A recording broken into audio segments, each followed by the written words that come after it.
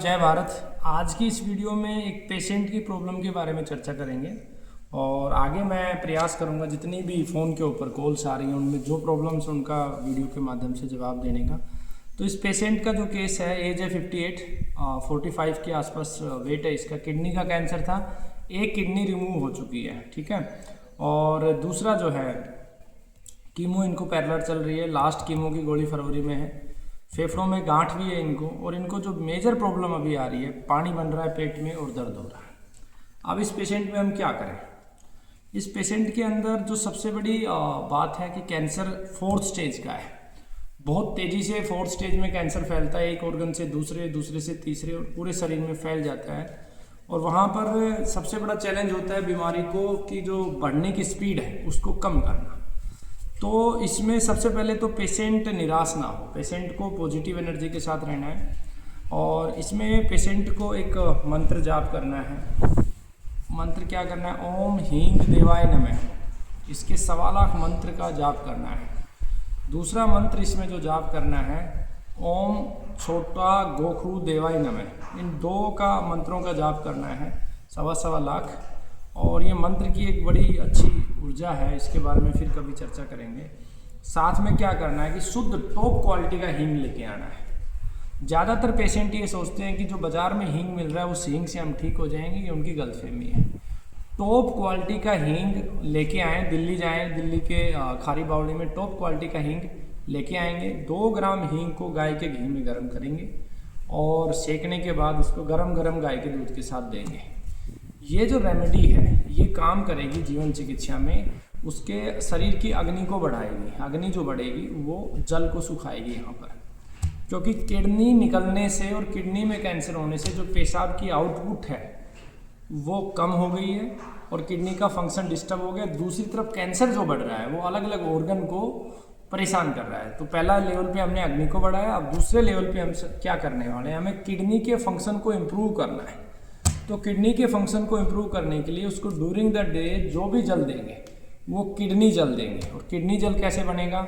इस केस में किडनी जल आपको बनाना है, आपको 5 लीटर पानी ले लेना है।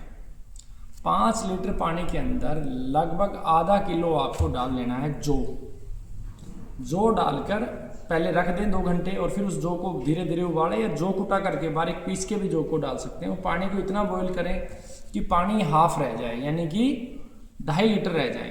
अब 2.5 लीटर पानी जब आपके पास रह गया तो 2.5 लीटर पानी के अंदर आपको क्या करना है? 10 ग्राम छोटा गोखरू जिसे बाखड़ी बोलते हैं वो डालना है, 10 ग्राम पुनर्नवा डालना है, 10 ग्राम धनिया डालना है, साबुत धनिया डालना है, पिसा हुआ नहीं डालना, धनिया का बीज बेसिकली इसमें डालना है। 20 ग्राम इसके अंदर मक्का का बाल डालना है। और इसके अंदर अगर मकोई मिल जाए तो 5 से 10 ग्राम मकोई भी डालेंगे। अब इस पानी को मिट्टी की मटकी या लोहे की कढ़ाई में, पहले वाला भी मिट्टी या लोहे की कढ़ाई में करना, धीमी धीमी धीमी आंच में पकाना है। जब ये 2.5 लीटर से लगभग 500 ml रह जाए उस समय ये ही पानी दिन भर पेशेंट को देना है, ठीक है। अब ये पानी क्या करने वाला है? ये पानी किडनी के फंक्शन को इम्प्रूव करने वाला है और दूसरी तरफ यूरिन की आउटपुट को बढ़ाने वाला है। तो किडनी का फंक्शन इम्प्रूव हुआ और यूरिन की आउटपुट बढ़ी तो एक तरफ से जलोदर में थोड़ा सा राहत मिलेगा। अब तीसरे लेवल पे हमें क्या करना है कि हमारी किडनी कहाँ पे? जहाँ पर किडनी शरीर में होती है उसके ठीक सामने भी और उसके पीछे भी, दोनों साइड एक लेप बनाना है। वो लेप कैसे बनाना है? लेप को बनाने के लिए गोमूत्र लेंगे, 2 लीटर के आसपास गोमूत्र लेंगे। गोमूत्र के अंदर लगभग 10 से 15 ग्राम हींग डाल देंगे। इसके अलावा इसके अंदर गोखरू डाल लेंगे 50 से 100 ग्राम के बीच में, इतना ही पुनर्नवा डाल लेंगे, इतना हम पलास की लकड़ी या छाल या फूल डाल लेंगे, मक्का का बाल डाल लेंगे और इसको धीमी आंच में कढ़ाई में पका लेंगे। जब ये लेप इस प्रकार का हो जाए कि थोड़ा थोड़ा गाढ़ा हो जाए, लगाने लायक, तो इस लेप को यहाँ इस एरिया में करना है और पीछे लेप करना है जहाँ पे किडनी है। लेप करके सीधा जो अपना पेट निकाल के सीधा सनलाइट में रहना है, जिससे धूप पड़े शरीर के ऊपर। धूप आपको सूर्य निकलने से लेकर 3 घंटे तक की धूप ले सकते हैं मैक्सिमम, क्योंकि इस समय ओवरहीट है। तो ये आपके किडनी के फंक्शन को इम्प्रूव करेगा। अब जो पेशेंट में रह गया फेफड़े में गांठ, अब इसके लिए क्या करेंगे? रोजाना 1 गिलास दूध देंगे, उसके अंदर 1 पीपली डालेंगे, उस दूध को धीमे धीमे आंच में पका के जब हाफ रह जाए तब वो पीपली चबा के खा ले और दूध पी ले। अगले दिन 2 पीपली, ऐसे करके बढ़ाते जाएंगे एक एक, और 11 पीपली तक हम इस योग को लेके जाएंगे, ठीक है। और फिर उसको धीरे धीरे कम करते जाएंगे, 10, 9। एक तो ये आपका ट्रीटमेंट हो गया जीवन चिकित्सा का। अब इस पेशेंट में अगर पेशेंट की कंडीशन ठीक है तो साथ में एलोपैथी ली जा सकती है, यानी कि कीमो ली जा सकती है, क्योंकि ऑलरेडी इनकी 8 गोली कीमो की हो चुकी है। और जैसे ही कीमो इसी तरीके से जैसे मधुमक्खी का छत्ता है, वो एक गांठ है, और जब आपने धुआं क्या है, कीमो है, तो मक्खियां उड़ने लगती हैं। और अगर आपने बीच में छोड़ दिया उसको तो फिर से मक्खियां वहीं आके एक जगह बैठ जाएगी। तो कीमो को या तो पूरा ले या शुरू मत करें। शुरू करने का मतलब है कि आपने मक्खियों को आक्रामक कर दिया, वो आपको काटने लगेंगी। बीच में छोड़ने का मतलब है कि दोबारा से और ज़्यादा आक्रामक होकर आपके ऊपर प्रहार करेंगी। तो या तो जो भी पेशेंट कीमो ले रहे हैं उसे बीच में ड्रॉप ना करें, वो मेरी अनुमति से ड्रॉप करें, मेरी प्रार्थना है ड्रॉप ना करें, उस ट्रीटमेंट को चलने दें। और अगर ड्रॉप किया है तो उसके रीजन्स होते हैं कि ऐसा पेशेंट का वजन ही 20 किलो रह जाए, 25 किलो रह जाए, बिल्कुल ऐसा हो कि ख़त्म हो जाएगा, कुछ परिस्थितियों में मैं ड्रॉप करवाता हूँ, अदरवाइज नहीं।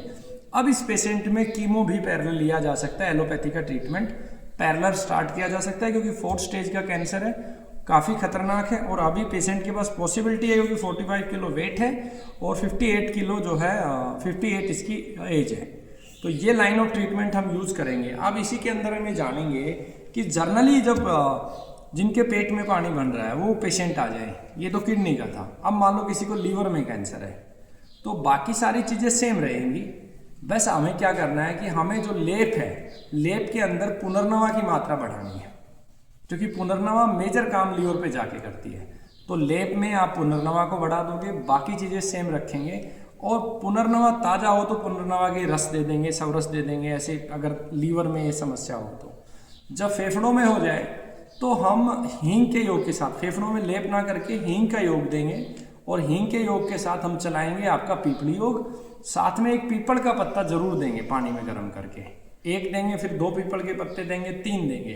फिर देखेंगे पेशेंट के शरीर में हीट तो नहीं बढ़ रहा है, ज़्यादा नहीं बढ़ रहा है, तो हम 4 पीपल के पत्ते तक लेके जा सकते हैं, 5 लेके जा सकते हैं। फिर उसको रिवर्स करेंगे जब पानी फेफड़े में भर रहा है, क्योंकि पीपल जो है फेफड़े के फंक्शन को इम्प्रूव करेगा और उसको ठीक करके ले जाएगा। तो इस प्रकार से पेट में जो पानी है वो अलग अलग लेवल में बनता है।